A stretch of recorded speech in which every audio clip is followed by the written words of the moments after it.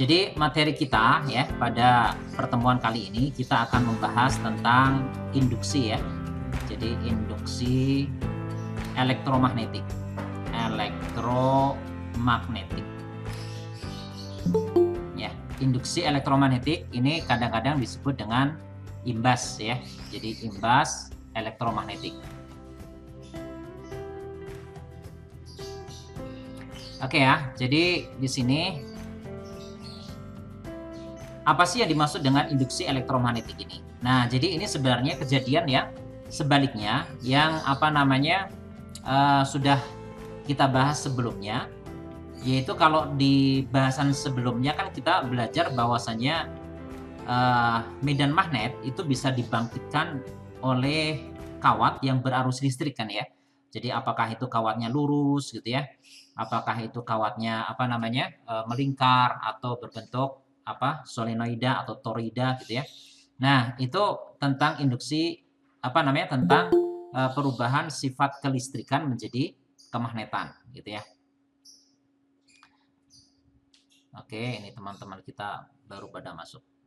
Nah, sekarang kita akan mempelajari hal yang sebaliknya, di mana peristiwa kemagnetan ya. Jadi peristiwa kemagnetan itu bisa menghasilkan gejala kelistrikan. Dalam hal ini nanti beda potensial ya. Nah, beda potensial nanti tentu saja kalau dihubungkan antara kutub-kutubnya bisa menghasilkan arus listrik. Nah, arus yang muncul dari peristiwa itu kita sebut dengan arus induksi gitu ya.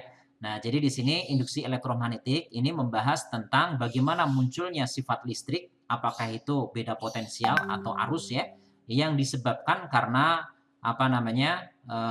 gejala kemagnetan ya. Nah, di sini sebelum kita mempelajari itu lebih jauh ya, jadi ada beberapa hal yang harus kita pelajari dulu. Sebentar, ini ada teman kita mau masuk dulu. Oke ya, jadi di sini yang pertama ya, kita harus belajar dulu ada yang disebut dengan flux magnetik ya. Jadi di sini ada disebut dengan flux magnetik. Jadi ini mirip dengan flux listrik ya. Jadi flux magnetik ini juga lambangnya sama ya, pakai huruf V seperti ini. Ya, flux magnetik. Ini siapa lagi nih? Muhammad Ahsan. Oke ya. Nah, jadi flux magnetik. Jadi apa sih yang dimaksud dengan flux magnetik? Flux magnetik itu sering dikatakan sebagai banyaknya garis-garis medan listrik. Medan listrik sih, medan magnet maksudnya di sini ya, karena ini flux magnet.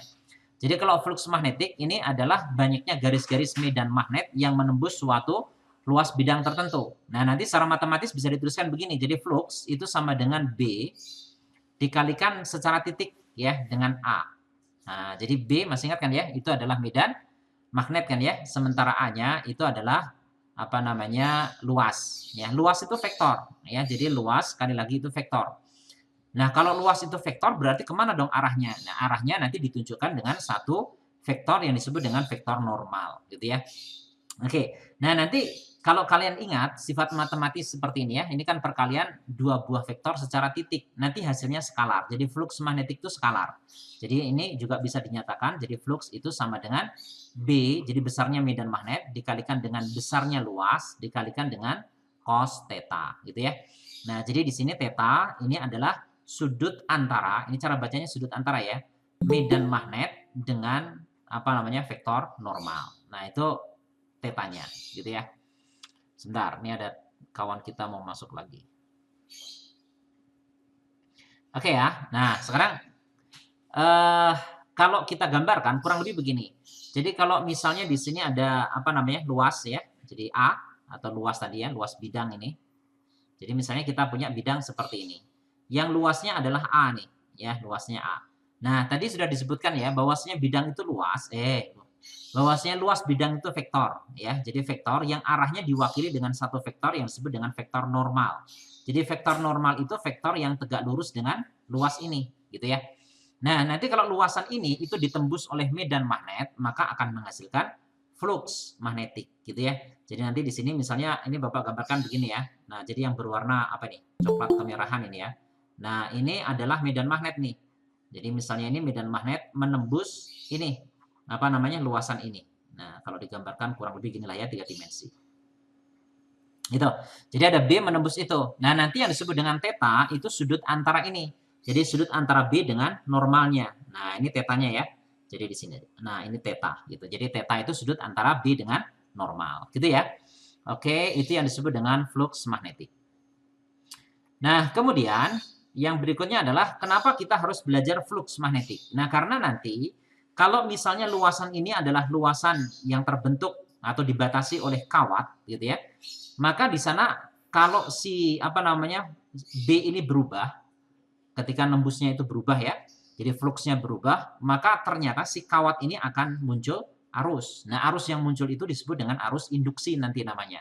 Nah, itu semua nanti dijelaskan dengan bagian yang berikutnya ini ya. Jadi ada yang disebut dengan hukum Faraday. Nah, ini yang kita pelajari yang berikutnya ya. Jadi di sini ada yang disebut dengan hukum Faraday. Faraday. Jadi hukum Faraday ini apa namanya di kimia ada, di fisika ada ya. Nah, jadi di sini ini yang di fisika ya. Jadi nampaknya memang Faraday ini orang hebat ini ya. Jadi dia menguasai banyak bidang. Nah, hukum Faraday itu maksudnya begini. Kalau secara matematisi begini ya, bahwasanya ujung-ujung kawat yang ditembus oleh apa namanya medan magnet. Jadi kawat ya, ada loop kawat begitu, kemudian ditembus oleh medan magnet sehingga menyebabkan adanya flux magnetik tadi ya. Nah, kemudian fluxnya berubah, maka ujung-ujung kawatnya akan muncul GGL. Jadi GGL itu gaya gerak listrik, ya beda potensial sebenarnya. Biasanya dilambangkan dengan epsilon. Nah, jadi di sini nanti bisa dituliskan gini ya. Jadi N, di sini Bapak tuliskan delta flux, begitu, dibagi dengan delta T. Atau kalau misalnya kita mau cari harga sesaatnya, jadi GGL itu sama dengan N, di sini D flux ya, per DT. Jadi diferensial munculnya.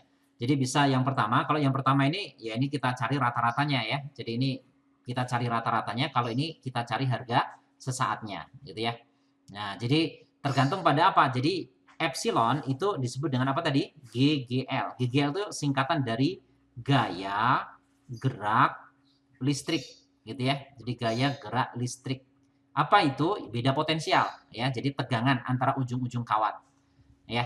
Kemudian di sini N jumlah lilitan. Ya, N-nya ini adalah jumlah lilitan.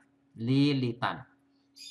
Nah, kemudian yang kita sebut delta flux dibagi dengan delta T, ya, atau bisa juga kita tuliskan D flux per DT. Nah, ini sebenarnya adalah laju perubahan flux. Ya, ini laju perubahan flux magnetik. Ya, flux magnetik. Gitu ya. Nah, jadi di sini nanti ternyata di ujung-ujung kawat itu akan muncul apa namanya GGL. Kalau ada perubahan flux magnetik. Jadi yang jelas harus berubah. Ya, jadi si fluxnya harus berubah ya. Semakin cepat berubahnya, GGL-nya makin besar. Gitu ya. Oke, nah kemudian di sini apa namanya? Kalau peristiwanya ya, misalnya kita coba ilustrasikan ya, kita gambarkan kurang lebih begini. Jadi misalnya kalian punya apa namanya ya semacam kumparan gitulah ya. Jadi di sini ada kumparan. Jadi kumparan yang kurang lebih beginilah ya. Nah, ini Bapak gambarkan seperti ini. Jadi ini diliti dengan kawat ya. Jadi di sini ada kawat begitu ya. Di sini melilit ya, meliliti ini. Nah, gitulah ya. Jadi ada kawat gitu ya.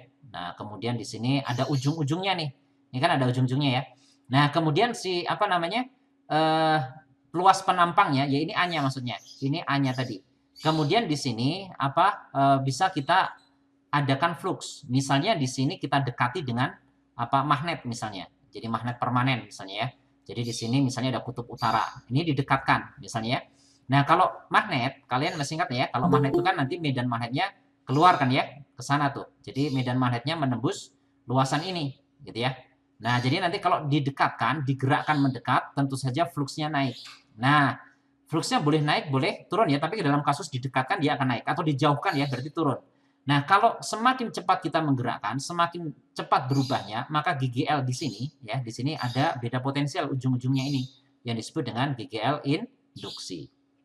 Ya, jadi seperti itu ya. Nah, jadi di sini ada dua hal yang kita pelajari sebagai pendahuluan untuk induksi elektromagnetik ya. Jadi yang pertama adalah flux magnetik, yang kedua hukum Faraday. Oke ya, itu dulu ya.